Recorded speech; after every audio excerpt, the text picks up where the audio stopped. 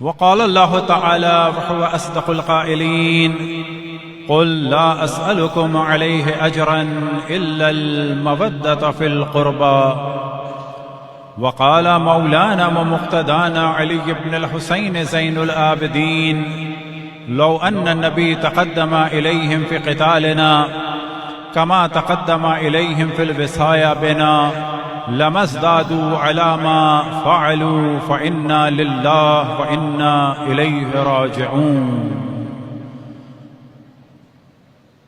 التماء سورہ فاتحہ کی تمام مومن و مومنات کے لیے، تمام علماء کرام، مراجع اعظام، تمام شہداء ملت کے لیے، ہم سب کے آباء و اجداد اور اعزاء اور رشتہ داروں کے لیے، رحم اللہ من قرأ الفاتحہ. بسم اللہ الرحمن الرحیم الحمد للہ رب العالمین الرحمن الرحیم مالک یوم الدین ایاک نعبد و ایاک نستعین اهدنا الصراط المستقیم صراط الذین انعمت علیہم غیر المغضوب علیہم ولا الضالین. اللہم صلی علی محمد بر محمد وعلی محمد صلوات. ارشاد خداوند تبارک و تعالی ہوا، اے میرے حبیب کہہ دو تمام مسلمانوں سے کہ میں تم سے اپنی رسالت کی کوئی بھی اجرت کسی بھی قسم کی طلب نہیں کرتا مگر یہ کہ میرے قربا سے مودت کرو. جب امام زین العابدین علیہ السلام رہا ہو کر مدینے پہنچنے والے تھے تو مدینے کے باہر کچھ دیر آپ نے قیام فرمایا اور وہاں پر ایک خطبہ ارشاد فرمایا، اور اس کا ایک جملہ آپ کے سامنے پیش کرتے ہیں کہ امام نے فرمایا لو ان النبی تقدم الیہم فی قتالنا کما تقدم الیہم فی الوصایا بنا. اگر رسول اللہ صلی اللہ علیہ وآلہ وسلم مسلمانوں کو ہمارے قتل کا حکم دیتے جس طرح سے ہم سے مودت کا حکم دیا تھا،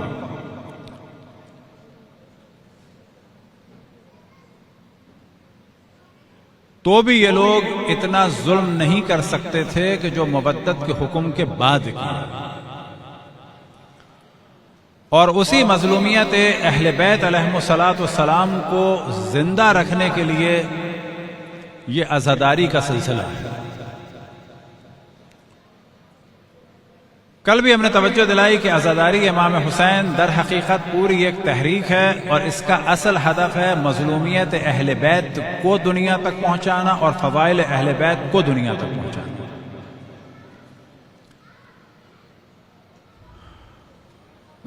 پہلے ہم نے اس کو ڈسکس کیا کہ عزاداری کا سلسلہ حضرت آدم سے شروع ہوا، انہوں نے گریہ فرمایا امام حسین کی مظلومیت کا سن کے، پھر یہ سلسلہ مختلف انبیاء میں جاری رہا اور انہوں نے امام حسین پر گریہ فرمایا. پھر ولادت کے وقت اشرف الانبیاء حضرت محمد مصطفیٰ صلی اللہ علیہ وآلہ وسلم نے گریہ فرمایا، اور یہ مصائب پڑھے ان کے سامنے حضرت جبرائیل نے، اور پھر مصائب پڑھے رسول اللہ صلی اللہ علیہ وآلہ وسلم نے، اور گریہ فرمایا حضرت فاطمہ اور حضرت مولا امیر المومنین علیہم السلام نے. اور پھر شہادت امام حسین کے بعد رسول اللہ صلی اللہ علیہ وآلہ وسلم نے اس دنیا میں گریہ فرمایا، اور عزاداری کا سلسلہ اس دنیا میں شروع ہوا. شہادت امام حسین کے فوراً بعد سے امام زین العابدین علیہ السلام، حضرت زینب سلام اللہ علیہ، حضرت ام کلثوم سلام اللہ علیہ، اور رقیہ بنت علی، ختیجہ بنت علی، صفیہ بنت علی، فاطمہ بنت علی، ام الکرام بنت علی، یہ مولا امیر المومنین کی بیٹیاں تھیں. اسی طرح سے جناب فضہ تھیں، اور مولا امیر المومنین کی ایک زوجہ تھیں کربلا میں، لیلہ بنت مسعود بن خالد، اور حضرت عقیل کی بہویں، حضرت عقیل کی بیٹیاں، ان سب نے عزاداری کا سلسلہ کربلا سے شروع کیا اور کوفے تک پہنچا، کوفے سے بڑھ کر دمشق تک پہنچا. اور پھر یزید نے جب رہائی دی تو پھر آپ نے جناب زینب سلام اللہ علیہ نے امام زین العابدین علیہ السلام نے کہا کہ ہمیں گھر چاہیے جہاں پر ہم امام حسین پہ گریہ کر سکیں، اور دمشق سے دوبارہ عزاداری کا ایک نیا سلسلہ شروع ہوا، اور وہ سلسلہ چلا کربلا تک. اب جو امام زین العابدین علیہ السلام کربلا پہنچے تو ان سے پہلے صحابی رسول اللہ صلی اللہ علیہ وآلہ وسلم حضرت جابر ابن عبداللہ انصاری پہنچے ہوئے تھے، اور حضرت جابر نے گریہ فرمایا۔ اسی دوران وہ اپنے شاگرد کے ساتھ تھے، جناب عطیہ کے ساتھ، تو انہوں نے کہا کچھ فوجیں نظر آ رہی ہیں، تو یہ لوگ چھپ گئے ایک جگہ۔ بعد میں پتہ چلا کہ یہ قافلہ آ رہا ہے امام زین العابدین کا، حضرت زینب، حضرت ام کلثوم اور باقی اسیران کربلا کا، اور اسی قافلے کے ساتھ ہیں شہداء کے سر، کیونکہ ایک ڈسکشن یہ ہے کہ امام حسین کا سر جو ہے شہادت امام حسین کے بعد شہر بشہر پھرایا گیا تھا۔ سب سے پہلے کربلا سے کوفہ گیا، اور پھر کوفہ کے بعد دمشق گیا، اور پھر حتیٰ مصر تک پہنچا، اور مختلف علاقوں میں پھرایا گیا، حتیٰ آج کل کے فلسطین کے اس حصے میں کہ جس کو جو اسرائیل کے پاس ہے، تو وہاں پر ایک شہر ہے اشکلون، کہ جس کو عربی میں کہا جاتا تھا اسقلان۔ اسقلان کو اب کہا جاتا ہے اشکلون۔ اشکلون میں ایک ہاسپٹل ہے، ہاسپٹل میں ایک چبوترا ہے، اور وہ چبوترا راس الحسین کی جگہ ہے، اور اس چبوترے کی ٹیک کیئر کرتے ہیں بمبئی کے اور سورت کے بوری حضرات، اور وہ باقاعدہ فلسطین اور اسرائیل جاتے ہیں، اور اسرائیل میں جو اشکلون شہر ہے وہاں کے اسپتال میں یہ چبوترا ہے، کوئی سرچ کرنا چاہے تو کرے۔ تو ہر جگہ سر امام حسین مختلف جگہ پھرایا گیا، اور بعد میں جب رہائی ہوئی تو یہ سر لایا گیا، امام زین العابدین علیہ السلام ساتھ لائے، اور قبر مطہر امام حسین علیہ السلام کے پاس دفنا دیا۔ اب تصور کریں کہ اسیران کربلا کا قافلہ گیا تو کس عالم میں گیا، اور جب رہا ہوئے تو کس عالم میں رہا ہوئے کہ ساتھ میں شہداء کے سر ہیں، خصوصاً سر مقدس امام حسین علیہ السلام۔ یہ کہہ دینا آسان ہے، بہنیں رہا ہو کر آ رہی ہوں اور ساتھ میں سر ہو، اور سر بھی کس کا؟ امام حسین علیہ السلام کا، اور بہنیں کون؟ حضرت زینب اور حضرت ام کلثوم سلام اللہ علیہما۔ اب یہ حضرت زینب کون ہیں؟ امام حسین کی بہن، اور ایسی بہن کہ جن کے عشق میں کمی نہیں آئی، بڑھتا چلا گیا۔ عام طور پر بہن بھائیوں کی محبت جوانی میں بہت زیادہ عروج پر ہوتی ہے، اور شادیوں کے بعد ختم نہیں ہو جاتی۔ ہم کہتے ہیں کہ ختم ہو جائے، نہیں، ختم نہیں ہوتی، کوئی یہ نہ کہہ سمجھے، بلکہ شادیوں کے بعد، انڈیپینڈنٹ ہونے کے بعد، اپنی اپنی فیملیز بننے کے بعد، ان کے بچے ہونے کے بعد وہ محبت تھوڑی کم ہو جاتی ہے۔ لیکن حضرت زینب سلام اللہ علیہ اور حضرت ام کلثوم علیہم السلام اور مولا امیر المومنین کی باقی بہنوں کی محبت میں دن بدن اضافہ ہو رہا تھا۔ وجہ کیا تھی کہ یہ بھائی نہیں تھے فقط، یہ حجت خدا اور امام وقت تھے، اور یہ کائنات میں سب سے افضل انسان تھے، حجت خداوند تبارک و تعالیٰ تھے، کہ جن کے برکت سے تمام مخلوقات کو رزق ملتا ہے۔ وَبِوُجُودِهِ ثَبَتَتِ الْأَرْضُ وَالسَّمَاءُ، اور تمام زمین و آسمان کا نظام باقی ہے۔ تو تصور کریں ایسے بھائیوں کی بہنوں کے عشق کا عالم کیا ہوگا۔ جب 2 محرم کو جناب زینب سلام اللہ علیہ کربلا پہنچی تھیں، امام حسین علیہ السلام نے کربلا کی مٹی اٹھائی، اور اس کے بعد کہا ہا ہونا مقتلونا و مسفک دمائنا، یہ ہمارے قتل کی جگہ ہے، یہاں پہ ہمارا خون بہایا جائے گا۔ جب یہ جملہ جناب زینب نے سنا، ابھی شہادت نہیں ہوئی تھی، جملہ سنا تو جناب زینب سلام اللہ علیہ کو غش آ گیا، بے ہوش ہو گئی تھیں۔ اب تصور کریں کہ سروں کے ساتھ وہ جناب زینب ہیں۔ اجرکم علی اللہ۔ تو پھر ایک سلسلہ ہوا عزاداری کا کربلا میں، اور پھر کربلا سے رہائی کے بعد ایک سلسلہ ہوا کہاں پر؟ مدینے میں، اور یہ سلسلہ تقریباً 4 سال چلا۔ کب تک چلا؟ جب تک کہ یزید فی النار نہیں ہو گیا اور عبید اللہ ابن زیاد اور عمر سعد جب تک قتل نہیں ہو گئے۔ اور یہ جو عزاداری کا سلسلہ چلا، اس میں جناب حضرت ام البنین، کیونکہ واقع کربلا کے بعد مولا امیر المومنین کی 2 ازواج حیات تھیں، ایک والدہ گرامی حضرت عباس علیہ السلام، حضرت ام البنین، ایک حضرت لیلہ بنت مسعود ابن خالد، یہ مولا امیر المومنین کی زوجہ تھیں، اور یہ والدہ تھیں حضرت اون بن علی کی، جو کربلا میں شہید ہوئے، اور پھر حضرت زینب، حضرت ام کلثوم، امام حسن کی ازواج اور امام حسن کی بیٹیاں، امام حسین کی ازواج اور امام حسین کی بیٹیاں،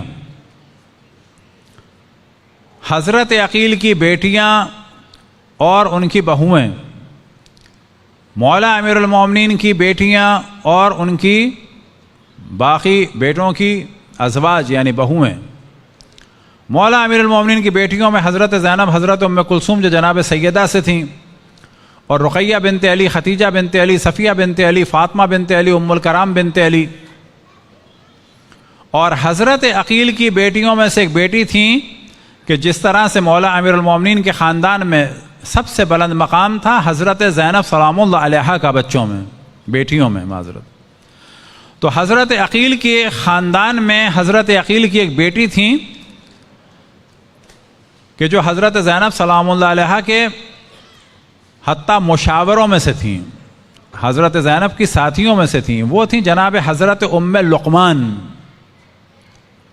امام زین العابدین علیہ السلام کا حکم تھا کہ خواتین امام حسین کی عزاداری میں مصروف رہیں اور کوئی کھانے کی پرواہ نہ کریں، لہٰذا نقل ہوا کہ مدینہ میں ان 4-4.5 سال میں بنی ہاشم کے گھر سے کسی نے دھواں اٹھتے ہوئے نہیں دیکھا۔ کیا مراد؟ کہ کسی بھی خاتون کی ذمہ داری نہیں تھی کہ وہ کھانا پکائے، اس کی صرف ایک ذمہ داری تھی کہ امام حسین علیہ السلام پر گریہ کرے۔ کھانے کا انتظام امام زین العابدین سید الساجدین فرماتے تھے، اور یہ عزاداری کا سلسلہ چلتا رہا، اور یہ اس طرح سے ہوتا تھا کہ صبح ہوتے ہی بقی میں بنی ہاشم کی خواتین چلی جاتی تھیں، چاہے سردی ہو چاہے گرمی ہو، اور شاید ایک وجہ یہ ہو کہ حضرت ام رباب اپنے دم نکلنے تک بقی میں بیٹھیں کھلے آسمان کے نیچے، کھلے آسمان کے نیچے۔ تو ساری بنی ہاشم کی خواتین اور اہل بیت سے محبت کرنے والی یہ سب کے سب صبح نکلتی تھیں، اور بقی میں بیٹھ کے تصور کریں 4 سے 5 سال کے درمیان لگاتار دنوں میں امام حسین کا ماتم ہوا ہے، لگاتار۔ یہ عزاداری ہے۔ وجہ کیا ہے؟ کہ دنیا کو آشنا کرنا ہے کہ امام حسین کے ساتھ کیا ہوا، دنیا کو بتانا ہے کہ امام حسین علیہ السلام کے ساتھ کیا ہوا، اور دنیا کو بتانا ہے کہ یہ کرنے والا کون تھا۔ یہاں تک کہ ایک وقت آیا کہ یزید فی النار ہوا، یہاں تک کہ ایک وقت آیا کہ جناب مختار نے عمر سعد کو، شمر کو، خولی کو، حرملہ کو، ان سب کو مارا اور جہنم رسید کیا۔ جناب مختار کو علم تھا کہ امام زین العابدین علیہ السلام گریہ فرماتے ہیں کہ بابا کا سر تشت میں رکھا تھا اور یزید شراب پی رہا تھا اور کھا رہا تھا، اور امام زین العابدین علیہ السلام فرماتے تھے کہ یا اللہ تو اسے لوہے کا اور آگ کا عذاب دے۔ لہذا جناب مختار نے جب سر بھیجے ہیں عمر سعد وغیرہ کے، تو سر لے جانے والے کو کہا تھا کہ اگر مدینے میں داخل ہو جاؤ ایسے وقت میں کہ کھانے کا وقت نہ ہو تو پھر امام زین العابدین علیہ السلام کے پاس نہ جانا. جب کھانے کا وقت ہو جائے اور تم یہ دیکھو کہ امام زین العابدین علیہ السلام کھانا کھا رہے ہیں تو ایسے میں جانا اور یہ سر رکھنا سامنے.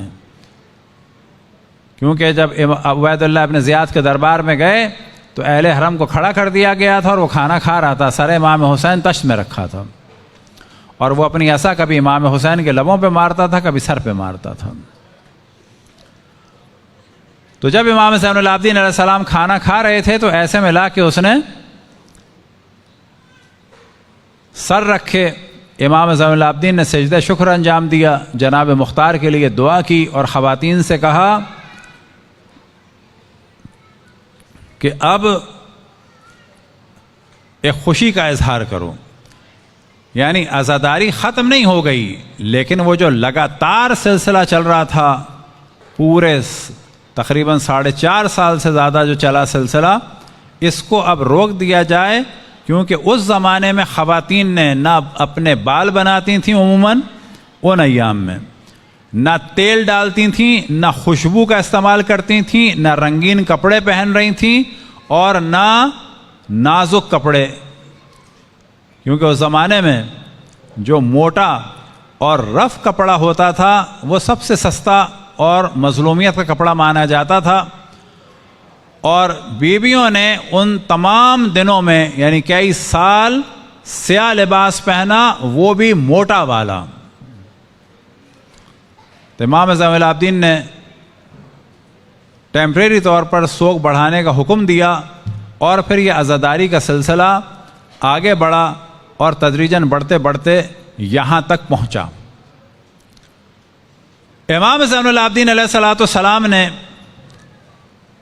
اب یزید کے دور میں قیام کا تو امکان نہیں تھا, لیکن شہادت امام حسین کو باقی رکھا چند کاموں کے ذریعے سے. ان میں سے ایک کام تھا دعائیں, اور دعاؤں میں صحیح معرفت خداوند تبارک و تعالی, اور دعاؤں میں رسول و آل رسول پر صلوات کا سلسلہ. کہ دعاؤں میں عام طور پر پھر آتا ہے وہ صلی اللہ علی محمد و آلہ و طیبین الطاہرین, مختلف الفاظ میں رسول و آل رسول کا ذکر ہوتا ہے. آج ہم نے پہلی مجلس میں بھی توجہ دلائی, یہاں بھی توجہ دلائیں, اور کلچر بنانا ہے. ہم صلوات بھیجتے ہیں اشرف الانبیاء پہ. کیا جب ہم کہتے ہیں رسول اللہ صلی اللہ علیہ وآلہ وسلم, ہمارے برادران اہل سنت میں جو عوام ہیں وہ بھی یہی کہتے ہیں, لیکن اگر کسی آپ ملا کو دیکھیں تو وہ کیا کہے گا؟ صلی اللہ علیہ وسلم وداؤٹ آل. وجہ کیا ہے؟ کہ ان سے برداشت نہیں ہوتا کہ رسول اللہ کے نام کے بعد اہل بیت کا ذکر آئے. اب اگر کرتے بھی ہیں تو اصحاب کو بیچ میں ڈال دیتے ہیں, جبکہ رسول اللہ کا حکم کیا تھا کہ مجھ پہ صلوات بھیجو اس طرح سے, قولوا اللہم صلی علی محمد وعلی آل محمد, یا اللہم صلی علی محمد وآل محمد, ولا تصلی علیہ صلاۃ بطرا, اور مجھ پر دم کٹی صلوات یعنی بغیر آل کے صلوات نہ بھیجو. اب جو ہم موضوع بتانا چاہ رہے ہیں, میں ہمیشہ ہر جگہ بتاتا ہوں کہ جب انگلش میں ہم ٹرانسلیٹ کرتے ہیں تو کیا کرتے ہیں؟ Prophet Muhammad peace be upon him. تو پیس بی اپاؤن ہم بالکل غلط ہے. وہ ٹیچرز اگر یہاں بیٹھی ہیں اور بعض سنڈے سیٹرڈے اسکول چلا رہی ہیں تو ذہن میں رکھیں کہ پروفٹ محمد کے بعد پیس بی اپاؤن ہم کہنا, اب تک اگر کہہ دیا تو کوئی بات نہیں, اب اگر کہیں گے تو گناہ ملے گا. کیا کہنا ہے آپ کو؟ پیس بی اپاؤن ہم ترجمہ ہے صلی اللہ علیہ وسلم کا وداؤٹ آل. مکمل ترجمہ کیا ہوگا صلی اللہ علیہ وآلہ وسلم کا؟ پیس بی اپاؤن ہم اینڈ ہز پروجنی. آپ میں سے جو بھی کوئی ایپ بناتا ہے, کوئی کی بورڈ بناتا ہے, کوئی ویب سائٹ بناتا ہے, کہیں پہ کچھ لکھتا ہے, تو آپ پر لازم ہے, واجب ہے کہ پورا ٹرانسلیشن لکھیں پیس بی اپاؤن ہم اینڈ ہز پروجنی. اس کا ایبریویشن بنانا ہو تو وہ بھی پیس بی اپاؤن ہم کا نہ بنائیں کہ جو بنا ہوا ہے, بلکہ کیا کریں؟ پیس بی اپاؤن ہم اینڈ ہز پروجنی. صلوات پڑھیں پر محمد و آل محمد.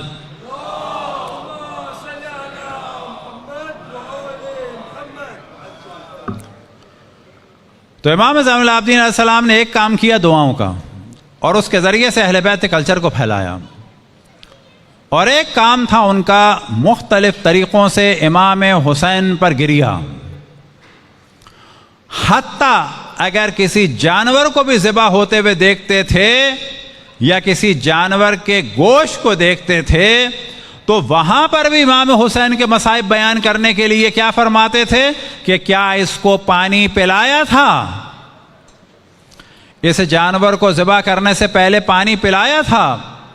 اب یہاں سے پتہ چلتا ہے کہ امام جان بوجھ کے ایک موضوع لا رہے ہیں شہادت امام حسین علیہ السلام کا، اور وہ کس کے ذریعے سے لا رہے ہیں؟ ذبیحے کے مستحبات کے ذریعے سے۔ ذبح کرنے کے جو مستحبات ہیں ان میں سے ایک یہ ہے کہ جانور کو ذبح کرنے سے پہلے پانی پلاؤ۔ تو امام پوچھتے تھے کیا تم نے اس جانور کو پانی پلایا، اور لوگ کہتے تھے کہ ہاں پلایا، تو وہاں سے امام حسین علیہ السلام کے مصائب کی جانب توجہ دلاتے تھے۔ لیکن میرے والد امام حسین کو بھوکا اور پیاسا ذبح کیا گیا۔ تو اندازہ ہوا آپ کو کہ امام گریہ فرما رہے ہیں کس کے لیے؟ امام حسین کے لیے، تاکہ شہادت امام حسین کہیں کھو نہ جائے، شہادت امام حسین کہیں گم نہ ہو جائے، شہادت امام حسین کہیں دب نہ جائے۔ یہی وجہ ہے کہ ہم شہادت امام حسین مناتے رہے اور دشمنان اہل بیت ان مجالس پر پتھراؤ کرتے رہے۔ اب کل پرسوں آپ خبروں میں دیکھیں گے کہ جی پاکستان میں ہر جگہ محرم کا جلوس مثلا اگر گزر گیا خیریت سے کہ پاکستان میں ہر شہر میں محرم کا جلوس امن و امان کے ساتھ گزر گیا۔ شرم آنی چاہیے پاکستان میں یہ خبر آتے ہوئے۔ کیا وجہ ہے کہ رسول کے نواسے کے جلوس کے بارے میں یہ بات کی جائے کہ امن و امان سے گزر گیا؟ کیا امکان ہے کہ مسلمان ملک میں رسول کے نواسے کے جلوس کو خطرہ ہو؟ تو جواب ملے گا ہاں خطرہ ہے، انڈیا میں نہیں ہے ہندوؤں سے، پاکستان میں ہے۔ اب آپ تصور کریں کہ عزاداری امام حسین کتنی عظیم چیز ہے۔ البتہ انڈیا کا ہم ذکر کریں کہ تمام نان اسلامک ممالک میں وہ تو کوئی بڑی بات نہیں ہے، بلکہ تمام اسلامک ممالک میں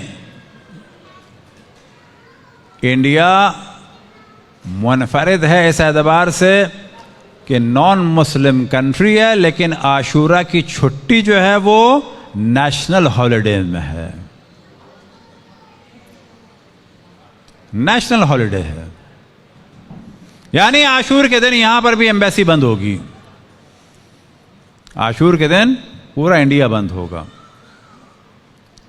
وجہ کیا ہے؟ وہ کافر ہیں، منافق نہیں ہیں۔ کافر سے کیا مراد؟ وہ گالی کے طور پہ نہیں، یعنی نان مسلم ہے، مسلمان نہیں ہے۔ کافر ورڈ کو بھی برا بنا دیا گیا ہے، یعنی کافر نکلا انکار سے، یعنی رسول اللہ کی نبوت کا انکار کرتے ہیں اس معنی میں، لیکن منافق نہیں ہیں۔ یعنی دبئی میں، قطر میں، بحرین میں، امارات میں چھٹی نہیں ہے جہاں مسلمان ہیں، لیکن انڈیا میں چھٹی ہے۔ وجہ کیا ہے؟ کہ وہ کچھ بھی ہیں دشمن اہل بیت نہیں ہیں۔ اجرکم علی اللہ۔ تصور کریں کہ یہ کیوں حملے کیے جاتے ہیں عزاداری امام حسین پہ؟ کیونکہ ان کو پتا ہے کہ جب لفظ شہادت بیان ہوگا امام حسین کے لیے، اور جب کسی کے ذہن میں بھی سوال آئے گا تو قاتل ان کے گھر میں نکلیں گے، ان کے گھر میں قاتل نکلیں گے۔ ایک شعر ہے علامہ اقبال کا، مگس کو باغ میں جانے نہ دینا کہ ناحق خوں ہوگا پروانے کا۔ مگس کہتے ہیں شہد کی مکھی کو، تو وہ فرما رہے ہیں کہ شہد کی مکھی کو باغ میں نہ جانے دینا۔ اگر شہد کی مکھی باغ میں گئی تو کیا ہوگا؟ پروانہ مارا جائے گا۔ یہ کیا مراد ہے پروانہ مارا جائے گا؟ تو اس کے معنی یہ ہے شہد کی مکھی باغ میں جائے گی، باغ میں جائے گی تو کیا کرے گی؟ پھول پہ بیٹھے گی، پھول پہ بیٹھ کے کیا کرے گی؟ اس کا رس چوسے گی، رس چوسنے کے بعد کیا کرے گی؟ اس کو اسٹور کرے گی، اسٹور کرنے سے پہلے کیا کرے گی؟ اس کا چھتا بنائے گی. چھتے کے لیے کیا کرے گی؟ اپنے منہ سے موم نکالے گی اور موم کا چھتا بنائے گی. اس چھتے میں جا کر یہ جو رس چوسا ہے اس کو اسٹور کرے گی. وہ جو رس چوسا ہے وہ شہد بن جائے گا. اب جب یہ چھتا بڑا ہو جائے گا تو شہد کو نکال لیا جائے گا اور موم کا کیا بنے گا؟ موم کی بتی بنے گی، جسے کہا جائے گا موم بتی. اور جب یہ موم بتی جلے گی تو ایک پروانہ آئے گا اور جل کے مر جائے گا. تو کیا کہا ہے اس بات کو علامہ اقبال نے کہ شہد کی مکھی کو باغ میں نہ جانے پہ دینا، کیونکہ وہ شہد چوسے، رس چوسے گی، شہد بنائے گی، اس کو اسٹور کرنے کے لیے موم کا چھتا بنائے گی. اور اس کے بعد جب موم کا چھتا توڑا جائے گا شہد لوگ کھا لیں گے، چھتے کی موم بتی بنائیں گے، پروانہ مر جائے گا. مگر اس کو باغ میں جانے نہ دینا کہ ناحق خوں ہوگا پروانے کا. یہ جو ہمارے دشمن ہیں وہ بالکل اسی پالیسی پہ چلتے ہیں. کالا کپڑا پہننے نہ دینا، ورنہ سوال ہوگا کیوں تو پتہ چلے گا کہ حسین قتل ہوئے. حسین قتل ہوئے تو قاتلوں کا سراغ لگے گا تو پتہ چلے گا قاتل تو وہاں بیٹھے ہیں. علم نکالنے نہ دینا، کیونکہ علم نکالنے پر لوگوں کو علم ہوگا کہ یہ عباس لکھا ہوا ہے، علم حسین کا ہے، یہ عباس علمدار تھے. اور نتیجہ یہ ہوگا کہ لوگ سوال کریں گے کون عباس، کون حسین، تو پتہ چلے گا کہ ان کو شہید کیا گیا. کس نے شہید کیا؟ تو قاتل گھر میں ان کے. تابوت نہ نکالنے دینا، کیونکہ تابوت سے پتہ چلے گا کس کا تابوت ہے، تو قاتل گھر میں ان کے. تو عزاداری میں یاد رکھیں جتنی چیزیں نکلتی ہیں اور جو حتیٰ نہیں نکلتی ہیں، اگر کوئی نئی چیز بھی بنائی جائے اور واقع کربلا سے اس کا کوئی ریلیشن ہو اور واقع کربلا کی یاد کو اس سے تازہ کیا جائے تو وہ نئی چیز بنانا بھی بالکل جائز ہے، کوئی حرج نہیں ہے. وہ ہمارے ہاں بہت ساری چیزیں نہیں بناتے، ایران عراق میں بناتے ہیں. ایران عراق میں عصر عاشور خیمے جلاتے ہیں. خیمہ سوزی کی جو رسم ہے خود میں نے دیکھا دل ہل جاتا ہے کہ فوراً ذہن میں آتا ہے کہ اس طرح سے خیمے جل رہے تھے اور بیویاں ایک خیمے سے دوسرے خیمے میں جا رہی تھیں.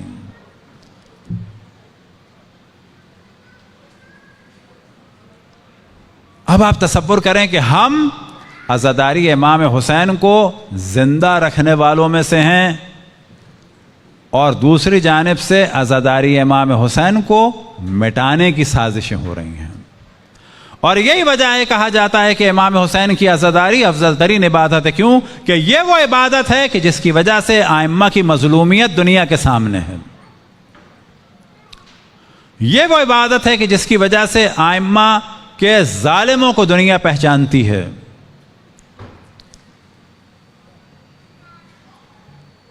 مشہور ہے، مختلف علماء سے یہ سوال ہوئے، آیت اللہ العظمہ عبداللہ شیرازی سے بھی، بعض جگہ آغا حکیم سے، کہ آپ لوگ عاشورہ کیوں مناتے ہیں؟ تو یہ سوال مختلف علماء سے ہوا، لیکن جواب انہوں نے ایک ہی دیا، ہم عاشورہ یوں مناتے ہیں تاکہ جس طرح سے تم لوگوں نے غدیر بھلا دیا کہیں عاشورہ نہ بھلا دو. جس طرح سے غدیر بھلا دیا تو کہیں عاشورہ نہ بھلا دو. اجرکم علی اللہ. آج کا دن منسوب ہے حضرت عباس علیہ السلام سے. 3 شادیوں کی ہم مثال دیں. جب جناب سیدہ کا عقد ہونے والا تھا مولا امیر المومنین سے، جبکہ وہ اللہ کے حکم سے تھا اور عرش پر نکاح ہوا، لیکن جب اشرف الانبیاء نے زمین پر عقد کرنا تھا تو اس کے لیے کیا کیا؟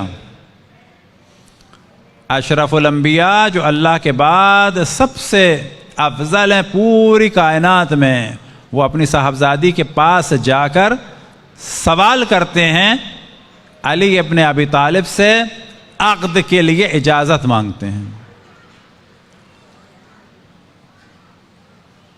شادی سے پہلے یہ جو ہمارے یہاں بعض جگہ ہوتا تھا ذہن بعض چیزیں بیان کرتے ہیں تاکہ اصلاح بھی ہو کہ لڑکی کو پتہ ہی نہیں، بتا ہی نہیں رہے کس سے شادی اور زبردستی شادی ہو رہی ہے، دلہن بنا دیا، میک اپ ہو گیا، کپڑے پہنا دیے، کھانا آ گیا، اور اس کے بعد عین موقع پہ پوچھا جا رہا ہے کیا تیار ہو؟ تو بیچاری کیا کہے گی وہ؟ جبکہ پوچھنا چاہیے کب؟ سوال اس وقت کیا جاتا ہے جب نا کا آپشن ہو، جب آپ نے نا کا آپشن چھوڑا ہو۔ تو یاد رکھیں کہ لڑکیاں یا لڑکے جو ہمارے بچے ہیں وہ ہماری ملکیت نہیں ہیں، وہ اللہ کی ملکیت ہیں۔ ہم ان کے ٹیک کیئر کے لیے ہیں، ہم ان پر ظلم نہیں کر سکتے، حتیٰ شادیاں زبردستی نہیں کر سکتے، ان کو زندگی گزارنی ہے۔ ہاں اگر وہ غلط کریں تو ان کو پیار سے سمجھانا ہے۔ پھر ہم دیکھتے ہیں کہ جب جناب عبداللہ کا پیغام آیا جناب زینب سلام اللہ علیہا سے، تو جناب عبداللہ کے پیغام کے لیے مولا امیر المومنین اپنی صاحبزادی کے پاس جاتے ہیں اور فرماتے ہیں کہ عبداللہ کا پیغام آیا ہے، کیا تم راضی ہو؟ اب اگر جناب زینب کہتی ہیں نہ، تو کیا کرتے مولا امیر المومنین؟ وہی کرتے جو ہمارے دیسی ماں باپ کرتے ہیں، نہ تو نہ، زیادہ سے زیادہ بتا دیتے کہ دیکھو یہ پازیٹو بات ہے اور فلانے میں یہ نیگیٹو بات ہے، اور یہی ہماری ذمہ داری ہے ماں باپ کی کہ بچوں کو بتائیں کہ یہاں اس میں پازیٹو یہ ہے، اس میں نیگیٹو یہ ہے، تو بچے خود ہم پر اعتماد کریں گے کہ باپ تو دوست ہے ہمارا، ماں تو دوست ہے ہماری۔ تو جناب زینب سلام اللہ علیہ نے فرمایا کہ ہاں میں ایک شرط کے ساتھ اجازت دیتی ہوں عبداللہ سے شادی کی کہ جب بھی میرے بھائی شہر سے باہر جائیں گے میں ان کے ساتھ جاؤں گی۔ جناب عبداللہ نے اجازت دے دی، شرط مان لی۔ یہ بالکل ایسا ہے جیسے یہاں پر کسی لڑکی کی شادی ہو کسی پاکستانی سے، اور وہ کہے کہ میں اس شرط پہ شادی کروں گی کہ پاکستان میں نہیں رہوں گی۔ اب اگر لڑکا پاکستان لے جانا چاہے گا تو گناہ کرے گا، گھمانے کے لیے جا سکتا ہے، روکنے کے لیے نہیں جا سکتا۔ ایک گاؤں کا لڑکا کراچی کی لڑکی سے شادی کرتا ہے اور لڑکی کہتی ہے کہ میں گاؤں میں نہیں رہوں گی، اس شرط پہ شادی کروں گی۔ اس لڑکے کو گاؤں لے جانا بیوی کو یعنی رکھنے کے لیے حرام ہے۔ وجہ کیا ہے؟ شادی سے پہلے اس نے شرط مانی ہے۔ جناب حضرت ام البنین کا جب رشتہ گیا، اور رشتہ لے کے کون گئے؟ جناب حضرت عقیل۔ اور جب جناب عقیل نے فرمایا کہ میں آیا ہوں ایک کام کے لیے، تو جناب حضرت ام البنین کے والد نے فرمایا کہ یہ بعد میں بتانا، ابھی تم ہمارے مہمان رہو۔ بعض جگہ یہ سلسلہ تھا، کلچر تھا کہ پہلے کہتے تھے کہ ہم تمہاری خاطر مدارات کریں گے، اس کے بعد بات کریں گے کہ کیا کام ہے۔ یہ ایک احترام کا سلسلہ تھا، یعنی یہ نہیں کہ جو بات ہوئی ہم نے یا ہاں کہا یا نہ کہا تم چلے جاؤ گے، نہیں، ہم پہلے تمہاری خاطر کریں گے، مدارات کریں گے، بعد میں تم اپنی بات بتانا۔ تو جناب حضرت عقیل نے بعد میں بتایا کہ میں ایک رشتہ لے کے آیا ہوں۔ اب وہ قبیلے کے بڑے تھے، کہا کس کے لیے؟ کہا آپ کی بیٹی کے لیے۔ کہا کس کا رشتہ؟ انہوں نے کہا ہمارے خاندان کا رشتہ۔ تو ان کو بڑی خوشی ہوئی کہ بنی ہاشم کا رشتہ۔ بعد میں پوچھا بنی ہاشم میں سے کس کا رشتہ؟ کہا میرے بھائی علی ابن ابی طالب کا رشتہ۔ انہوں نے رضایت کا اظہار کیا۔ جناب عقیل نے کہا کہ نہیں، پہلے بیٹی سے پوچھو۔ ان کے والد گئے اجازت لینے کے لیے۔ جب اجازت لینے کے لیے گئے تو حضرت ام البنین کی والدہ اپنی بیٹی سے راز و نیاز کر رہی تھیں، پیار کر رہی تھیں اور بال بنا رہی تھیں۔ حضرت ام البنین کے بال بنا رہی تھیں، اور حضرت ام البنین یہ بات کر رہی تھیں کہ ماں میں نے آج رات کو ایک خواب دیکھا ہے کہ ایک باغ ہے سرسبز و شاداب، طرح طرح کی اس میں نعمتیں ہیں، میں اللہ کی نعمتوں کو دیکھ رہی ہوں، اور دوسری جانب ایک چاند نظر آیا اور چاند اتر کے میری گود میں آ گیا، اور پھر میں نے دیکھا کہ 3 ستارے آسمان پر جگمگا رہے ہیں، میں اللہ کی عظمت کا نظارہ کر رہی ہوں اور 3 ستارے بھی میری گود میں آ گئے۔ تو جیسے ہی جناب ام البنین کے والد نے یہ خواب سنا تو وہ اندر آئے اور کہا کہ اس کی تعبیر یہ ہے کہ تمہارا رشتہ آیا ہے ایک سید و سالار یعنی علی ابن ابی طالب کا۔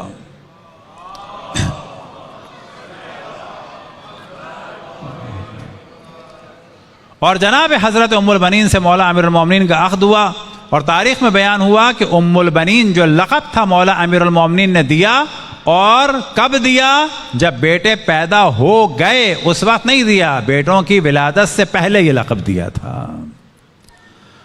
اور انہی میں تھے وہ جو چاند ٹوٹ کے آیا تھا، جو چاند اتر کے آیا تھا حضرت ام البنین کی آغوش میں، وہ چاند تھا کون؟ قمر بنی ہاشم، اجرکم اللہ، وہ قمر بنی ہاشم تھا۔ وہ قمر بنی ہاشم کہ جن کے لیے امام جعفر صادق علیہ السلام فرماتے ہیں زیارت میں، السلام علیک ایھا العبد الصالح المطیع للہ ولرسولہ وامیر المؤمنین وللحسن والحسین، سلام ہو آپ پر اے اللہ سبحانہ و تعالیٰ کے پاک اور پاکیزہ اور نیک غلام۔ ہم نماز میں کیا گواہی دیتے ہیں اشرف الانبیاء کی؟ اشہد ان لا الہ الا اللہ وحدہ لا شریک لہ واشہد ان محمدً عبدہ ورسولہ۔ رسول رسالت کی گواہی بعد میں دیتے ہیں، پہلے کیا کہتے ہیں؟ ہم گواہی دیتے ہیں کہ وہ اللہ سبحانہ و تعالیٰ کے غلام ہیں۔ کیا مراد؟ اللہ کے مطیع و فرما بردار ہیں۔ تو جناب عباس کے لیے زیارت میں کیا بیان ہوا؟ السلام علیک ایھا العبد الصالح المطیع للہ، کہ جو مطیع ہے اللہ کا، ولرسولہ، اور اللہ کے رسول کا، ولامیر المؤمنین، اور علی ابن ابی طالب امیر المؤمنین کے مطیع و فرما بردار ہیں، وللحسن والحسین، اور حسن والحسین کے مطیع و فرما بردار ہیں۔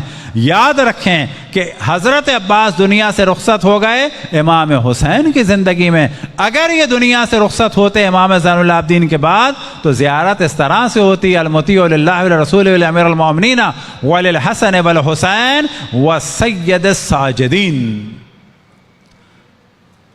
اگر یہ امام محمد باقر کے زمانے تک ہوتے تو کہا جاتا کہ یہ مطیع ہیں امام محمد باقر کے، اور اگر یہ امام جعفر صادق کے دور میں دنیا سے رخصت ہوتے تو کہا جاتا المطیع للہ ولرسولہ ولامیر المؤمنین وللحسن والحسین وسید الساجدین وباقر العلوم النبیین وجعفر ابن محمد الصادق۔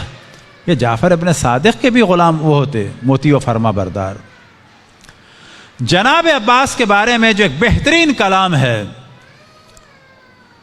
بڑی ہماری خواہش ہے کہ اس کلام کو پورا حرف بحرف تفسیر کی جائے، یعنی واقعاً وہ کلام ہمارے یہاں پڑھا جاتا ہے لیکن اس کے معنی نہیں پتہ لوگوں کو۔ اور یہ کلام لکھا ہے ایک بہت ہی پاکستان کے علم دوست ادیب کہ جنہوں نے کتابوں کے ترجمے کیے، بہترین شاعر تھے، اور ان کا نام تھا مولانا حسن امداد۔ سچے صاحب کے اللہ درجات بلند فرمائے، ان کے اکثر اشعار، معذرت، ان کے اکثر نوحے، اکثر نہیں تو بالآخر کیا ہی حسن امداد صاحب کے تھے، اور انہی میں سے حضرت عباس کی شان میں ہجبر دشت نینوا امیر لشکر حسین، نہنگ قلزم وغا امیر لشکر حسین۔ اب عام طور پہ لوگوں کو نہیں معلوم، نوحہ پڑھتے ہیں ہجبر دشت نینوا۔ ہجبر کہتے ہیں شیر کو، کربلا کے دشت کا شیر، کون؟ امیر لشکر حسین۔ نہنگ قلزم وغا امیر لشکر حسین۔ نہنگ کسے کہتے ہیں؟ نہنگ قلزم وغا، نہنگ کہتے ہیں کسے؟ اور وہ ترجمے میں آ جائے گا. اردو میں اس کا ترجمہ ہی نہیں ہو پاتا, اس کے لیے انگلش ورڈ یوز کرنا ہوگا. نہنگ قلزم وغا. قلزم کہتے ہیں سمندر کو, وغا کہتے ہیں جنگ کو. جنگ کے سمندر کی ویل. اب تصور کریں, آپ نے سنا ہوگا نوحہ, نہنگ قلزم وغا. نہنگ قلزم, نہنگ کہتے ہیں ویل کو. یعنی مولا عباس کے کیا فضائل بیان کر رہے ہیں؟ دشت کربلا کا شیر اور جنگ کے سمندر کی ویل. باقی جو اشعار ہیں واقعاً کمال کے ہیں. آج بھی شعراء کو چاہیے کہ اہل بیت کا جب ذکر کریں بہت احتیاط کریں. نوحے والوں کی بھی ذمہ داری ہے, اہل بیت کا ذکر کریں تو اس میں رقص و موسیقی کی شباہت نہ آئے, کیونکہ ایک لائن جو ٹیڑھی ہوتی ہے, یاد رکھیں, ایک ڈاٹ, جس نے بھی تھوڑی سی جیومیٹری پڑھی ہو, ایک ڈاٹ کو اگر 0.00 بھی ڈیوائڈ کیا جائے, ایک ڈاٹ کو اگر 0.00 ملی میٹر بھی ڈیوائڈ کیا جائے تو وہ نظر نہیں آئے گا. شروع میں نظر نہیں آئے گا, لیکن جتنی یہ لائن بڑھتی چلی جائے گی تو یہ ایسے شروع ہوگا اور ایسے جانا شروع کرے گا. یہ لائن جب 1 گز کی ہوگی تو فاصلہ بڑھ جائے گا, وہ 0.001 نہیں رہے گا, وہ بڑھ جائے گا. جب یہ لائن 100 گز کی ہو جائے گی تو فاصلہ اور زیادہ بڑھ جائے گا. سمجھ رہے ہیں؟ ابھی اس میں فاصلہ ہے 3 انچ, ایسے لائن جائے گی 8 انچ, 12 انچ, 15 انچ, 100 انچ, یہاں تک کہ جب یہ لائن 1,00,000 میٹر کی ہو جائے گی تو کیا ہوگا, 1,00,000 مائل کی, تو بیچ میں ہزاروں مائل کا فاصلہ ہو جائے گا. انحراف آتا ہے آہستہ آہستہ. آج ایک کام شروع ہوگا, اگلا زمانہ آئے گا عزا خانے کے ساتھ آرکیسٹرا رکھا ہوگا. ممکن ہوگا 50 سال کے بعد آرکیسٹرا رکھا ہوگا. ایسا لگے گا جیسا نوحہ بغیر گٹار کے ہو ہی نہیں پا رہا. یہ سب ہو جائے گا. اسی وجہ سے کہا جاتا ہے کہ انحراف نہ آنے دیا جائے. لباس عزاداری کا ہو, حرکات عزاداری کی ہوں. لگے کہ یہ کسی کی مظلومیت کا پیغام ہے, لگے کہ یہ ایک مظلوم کی مظلومیت کا پیغام ہے, نہ لگے کہ یہ کوئی دنیاوی جشن ہو رہا ہے.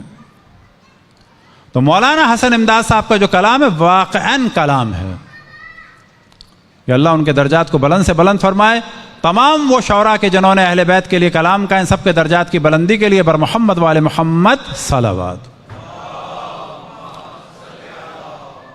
اور جنہوں نے جس نے نوحے پڑھے, مرثیے پڑھے, سوس پڑھے, سلام پڑھے, نوحے مرثیے لکھے, ان کی دھنیں بنائیں, جس نے امام حسین علیہ السلام کی خدمت کی, جس طریقے سے کی, چاہے فرش بچھا کے, چاہے جھاڑو لگا کے, چاہے چھڑکاؤ کر کے, چاہے مٹی اٹھا کے, چاہے پتھر اٹھا کے, چاہے شامیانہ لگا کے, چاہے جھاڑو لگا کے, چاہے کھانا پکا کے, جس نے امام حسین علیہ السلام کی عزاداری کی خدمت کی اور دنیا سے چلے گئے, یا اللہ بحق محمد وآل محمد ان کے درجات کو بلند سے بلند فرما. اور جو جہاں جس طریقے سے امام حسین کی عزاداری کی خدمت کر رہا ہے, یا اللہ اس کو امام زمان علیہ السلام کا قرب اور ان کے اصحاب اور انصار میں شامل فرما, اور آخرت میں محمد وآل محمد کے ساتھ محشور فرما. اور اگر ان لوگوں میں کچھ غلطیاں ہیں تو ان کی اصلاح فرما. ہم سے بھی غلطیاں ہو سکتی ہیں, ہم نہیں کہتے کسی سے لڑا جائے کچھ, لیکن پوائنٹ آؤٹ کرنا ضروری ہے. تو مولانا حسن امداد صاحب کا جو کلام ہے واقعاً کلام ہے. اب ہمارے یہاں بعض دفعہ جناب عباس کی توہین کر دیتے ہیں لوگ, واقعاً توہین کرتے ہیں. ہم نے کچھ دن پہلے ایک بھی جگہ مجلس پڑھی, اہل بیت کے ناموں کی لوگ توہین کرتے ہیں. کیا توہین؟ کہ جی بچی بیمار ہے, نام فاطمہ ہے, نام بدل دو. بابا کیوں بدل دو؟ بچے بیمار ہوتے ہیں. ایک بچی 100 سال کی ہوگی, ایک بچی 2 دن کی ہو کے مر جائے گی. اچھے نام کیا ہیں؟ انبیاء کے اور ائمہ کے نام اور القاب، خصوصاً اہل بیت کے نام اور القاب، تاکہ ان کا نام زندہ رہے۔ کتنی جگہ ہم نے دیکھا کہ فاطمہ نام بدل دیا، کیوں جی؟ بچی بیمار رہتی تھی۔ جہالت ہے یہ۔ بعض دفعہ لوگ کہتے ہیں جی بچے کا نام عباس ہم نے رکھا، بدل دیا کیونکہ یہ بڑا غصے والا تھا۔ کس نے کہا حضرت عباس کو غصہ تھا؟ کس نے کہا؟ نہیں، جلال حضرت عباس مشہور ہے۔ اب جلال اور غصے کے اور جنون کے معنی میں فرق ہے۔ یا ذل جلال والاکرام، جلال اردو کے معنی میں نہیں ہے، جلال کے معنی ہوتے ہیں عظمت۔ حضرت عباس صاحب جلال ہیں۔ ابھی بھی عربی میں آپ دیکھیں کسی اخبار میں تو بادشاہوں کے لیے سعودی عرب میں بھی کیا استعمال ہوتا ہے؟ السمو الصاحب الجلالہ، صاحب الجلالہ یعنی غصے والا، نا صاحب عظمت۔ اگر کسی کے ذہن میں آتا ہے کہ بچہ غصے والا، حضرت عباس کے نام کی وجہ سے نا بچے کو تم تنگ کر رہے ہو، ممکن ہے بچے کا پیٹ خراب ہو، ممکن ہے بچے کے کپڑے ٹائٹ ہوں، ممکن ہے بچے کو کوئی تکلیف ہو، تو یہ ذہن میں نہ آنے دیں۔ حضرت عباس جتنا مطیع و فرما بردار کوئی نہیں تھا۔ جناب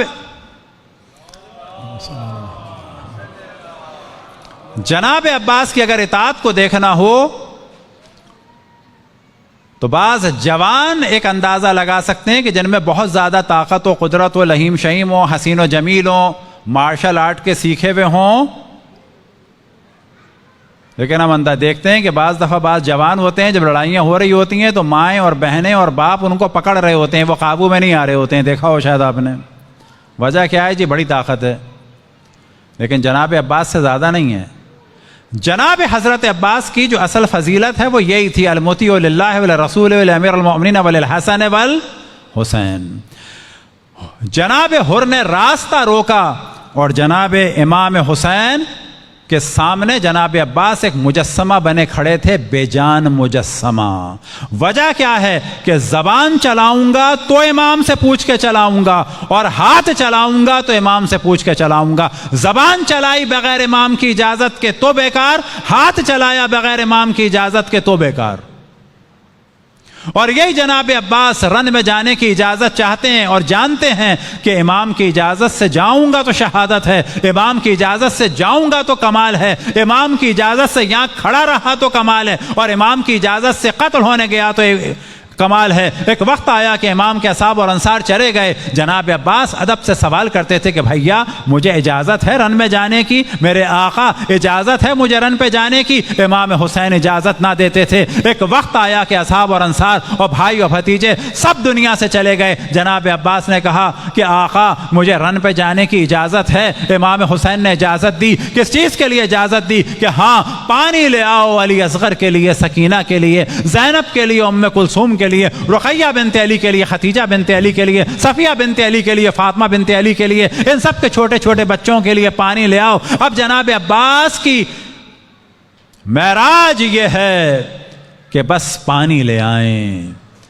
ایک وقت آیا کہ جناب عباس نہر علقمہ کی جانب بڑھتے ہیں، وہ نہر کہ جس کا ہر جانب سے محاصرہ ہوا ہے، اور جناب عباس جاتے ہیں مشق لے کے، کس عالم میں کہ اپنا بھی دفاع کر رہے ہیں، مشق کا بھی دفاع کر رہے ہیں، اور اس کے بعد حملہ کرتے ہوئے ترائی میں اتر بھی رہے ہیں، یہاں تک کہ فوجوں کو دور سے دور کر دیا۔ لیکن دیکھیں جناب عباس کے مصائب، ممکن ہے کہ ہم میں سے بعض لوگوں نے آپ نے مشق نہ دیکھی ہو، اور اگر مشق نہ دیکھی ہو تو کبھی واقعاً دیکھیں اور اس کو سکھانے کے لیے رکھ دیں، اور پھر یہ دیکھیں کہ سوکھی ہوئی مشق کو گیلا کرنا اور نرم کرنا کتنا مشکل ہے، ایسے عالم میں کہ جب اشقیاء کے حملے ہو رہے ہوں۔ ایک وقت آیا کہ جناب عباس نے اس خوش مشق کو ترک کیا، اور اس کے بعد آپ میں سے کسی نے بھی اگر مشق دیکھی ہوگی تو کسی نل سے یا ہینڈ پمپ سے پانی بھرتے ہوئے دیکھا ہوگا۔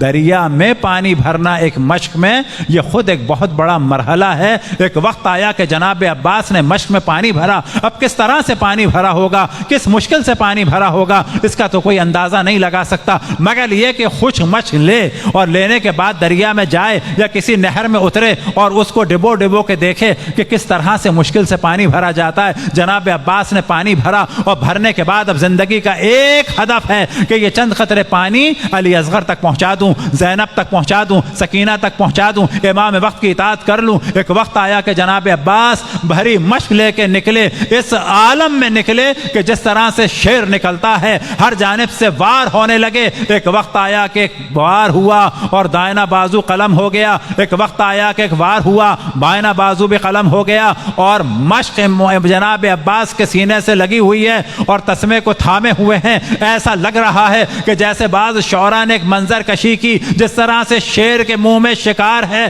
اب جناب عباس کا خون بہ رہا ہے لیکن دم نہیں نکل رہا, لیکن چند تیر آ کے مشق سکینہ پہ لگے, پانی بہنے لگا تو ایسا بہا کہ جیسے جناب عباس کا تمام خون بہ کے ختم ہو گیا. اجرکم علی اللہ. اسی دوران جناب عباس کا اسب با وفا دشمن کی جانب چلا گیا, ہر جانب سے تلوار اور نیزوں کے وار ہونے لگے.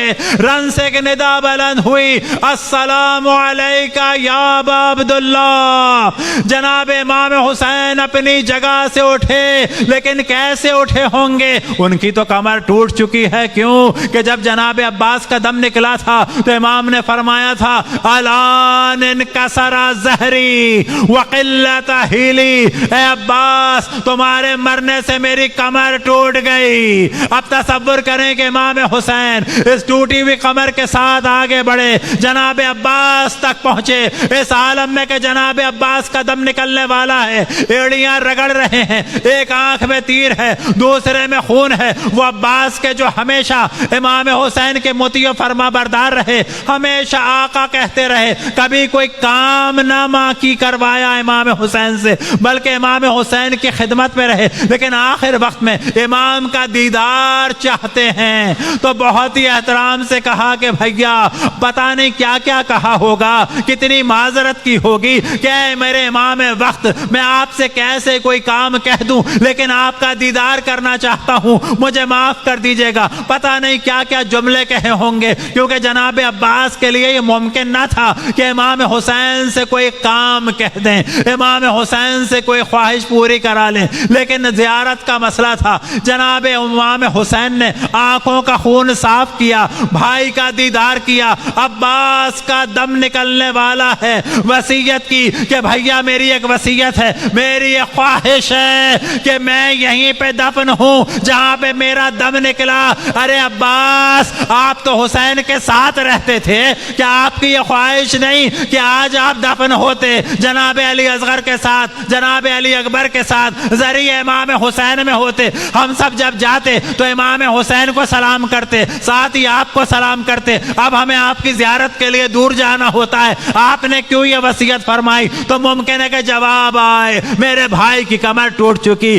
میری بہنیں جنازے اٹھاتے اٹھاتے تھک چکی, میں قمر بنی ہاشم, میرا قد طویل, میرا جنازہ کیسے زینب اٹھائے گی, میرا جنازہ کیسے حسین اٹھائیں گے؟ میرا دل تو یہی تھا کہ دنیا میں بھی حسین کے ساتھ اور دفن بھی حسین کے ساتھ, لیکن میں گوارا نہیں کرتا کہ میرا جنازہ حسین اٹھائیں یا حسین کا بیٹا سید الساجدین اٹھائے. لہٰذا میں نے واسطے دے دے کے وصیت کی کہ جہاں میرا دم نکلا ہے وہیں پر مجھے دفن کر دیا جائے. بس مصائب ختم ہو گئے. یہ وصیت کی, آقا کو سلام کیا اور دم نکل گیا. رن میں ایک ندا گونجی, الان انکسر ظہری وقلت حیلتی. اے عباس, تمہارے مرنے سے اب ہمارا تمام چارہ جوئی کا سلسلہ ختم ہو گیا.